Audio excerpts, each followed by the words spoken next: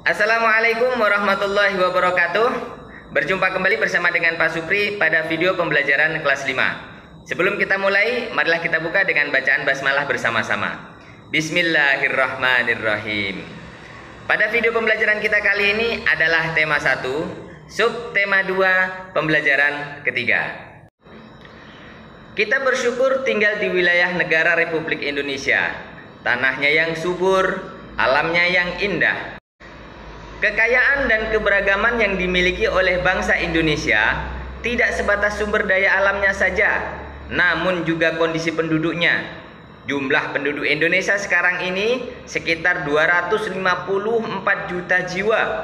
Penduduk tersebut tersebar hampir di 13.466.000 pulau yang ada, dari Sabang sampai Merauke.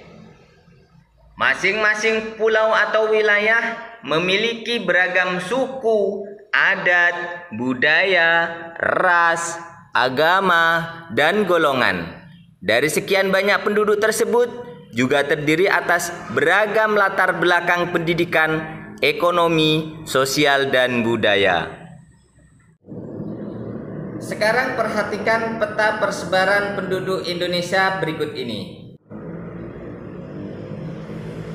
Marilah kita jawab pertanyaannya bersama-sama. Pulau manakah yang paling padat penduduknya di Indonesia? Ya, dilihat dari warnanya, pulau terpadat penduduknya adalah Pulau Jawa. Warnanya orange. Yang kedua, pulau manakah yang paling sedikit penduduknya di Indonesia? Pulau yang paling sedikit penduduknya adalah Pulau Papua dengan warna hijau muda. Ketiga, berapakah jumlah kepadatan penduduk Provinsi Lampung? Jumlah kepadatan penduduk Provinsi Lampung adalah 50 sampai 100 orang per kilometer persegi.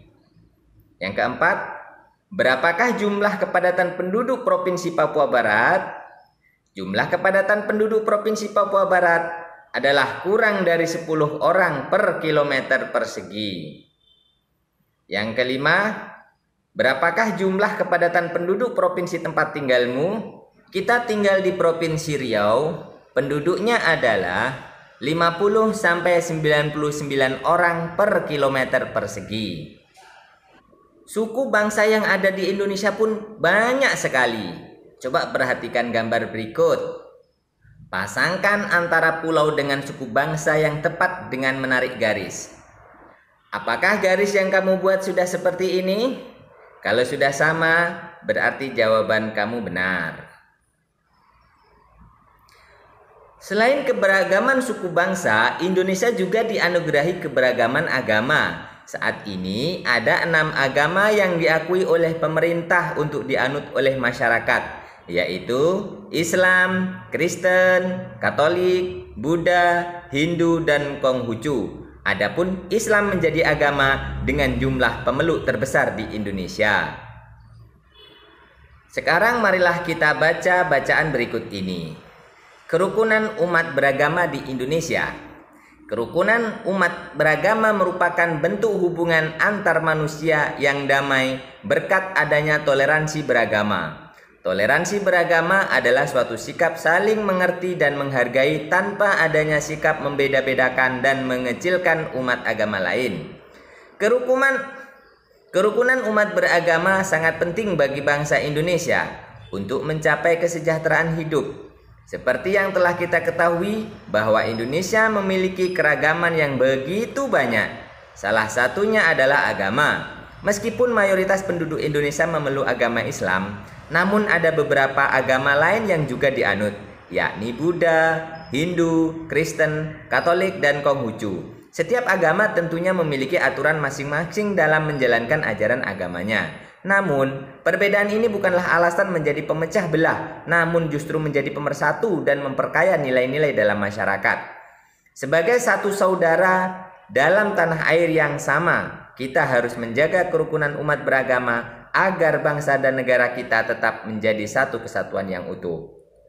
Tri Kerukunan Umat Beragama merupakan program yang dicanangkan pemerintah untuk menciptakan kehidupan beragama, damai, dan rukun. Program ini menghendaki adanya kerukunan antar umat beragama dalam satu agama, interumat beragama, kerukunan antar umat beragama yang satu dengan agama lain, dan kerukunan antara umat beragama dengan pemerintah. Hal ini perlu dilakukan untuk mencegah munculnya konflik dalam kehidupan beragama. Tri Kerukunan Umat Beragama bertujuan agar masyarakat Indonesia bisa hidup dalam kebersamaan. Meskipun banyak perbedaan, program ini harus diwujudkan agar tidak terjadi pengekangan dan pengurangan hak-hak dalam menjalankan ajaran agama, seperti dalam pendirian rumah ibadah, pelaksanaan ibadah, dan hari besar keagamaan, serta penyiaran agama. Tri Kerukunan Umat Beragama dimulai dengan kerukunan antar umat beragama dalam satu agama atau interumat beragama. Perbedaan pandangan dalam satu agama dapat memicu terjadinya konflik dalam agama itu sendiri. Oleh karena itu, perbedaan pandangan ini haruslah diupayakan agar tidak saling merasa pandangannya adalah yang paling benar. Tri Kerukunan Umat Beragama selanjutnya adalah kerukunan antar umat beragama yang memiliki pengertian kehidupan yang rukun antar masyarakat meskipun berbeda agama dan keyakinan. Dalam hal ini, tidak terjadi sikap saling curiga-mencurigai, serta selalu menghormati agama masing-masing. Selain itu, juga tidak saling memaksakan agama kepada orang lain. Adapun Tri Kerukunan Umat Beragama yang terakhir adalah kerukunan antar umat beragama dengan pemerintah, mengandung pengertian bahwa tiap-tiap umat beragama dapat bekerja sama dan bermitra secara baik dengan pemerintah dalam menjaga kehidupan bermasyarakat, berbangsa, dan bernegara. Dalam hal ini, para tokoh agama dan pemerintah sangat diperlukan perannya dalam mencari solusi yang baik tanpa merugikan pihak manapun.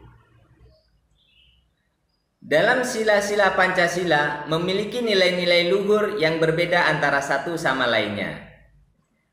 Sekarang, bandingkan nilai-nilai luhur setiap sila dalam Pancasila. Nilai-nilai luhur dalam Pancasila yang pertama, nilai-nilai luhur Pancasila sila pertama, bebas memeluk agama dan menjalankan ibadah, rajin beribadah, tidak memaksakan agama kepada orang lain, menghormati orang lain yang sedang beribadah, dan merayakan hari besar agamanya. Sila kedua, berteman tanpa membeda-bedakan latar belakangnya, tidak berpihak sebelah dalam menyelesaikan masalah, menjenguk orang yang sakit, membantu orang lain yang kesusahan. Sila ketiga, gotong royong, kerja kelompok, mempelajari kebudayaan dari daerah lain, mencintai kebudayaan asli daerahnya sendiri, mencintai produk-produk buatan dalam negeri. Sila keempat, pemilu, musyawarah untuk mufakat, pemilihan kepala desa, menghargai pendapat orang lain, tidak memaksakan kehendak dan pendapat kepada orang lain, melaksanakan keputusan bersama secara ikhlas dan bertanggung jawab. Yang kelima, memiliki kedudukan yang sama di muka hukum, melaksanakan pembangunan dan menikmati hasil-hasil pembangunan nasional secara bertanggung jawab. Sampai di sini dulu pembelajaran kita kali ini. Semoga bermanfaat. Terima kasih sudah mengikuti pembelajarannya. Tetap semangat. Sampai jumpa.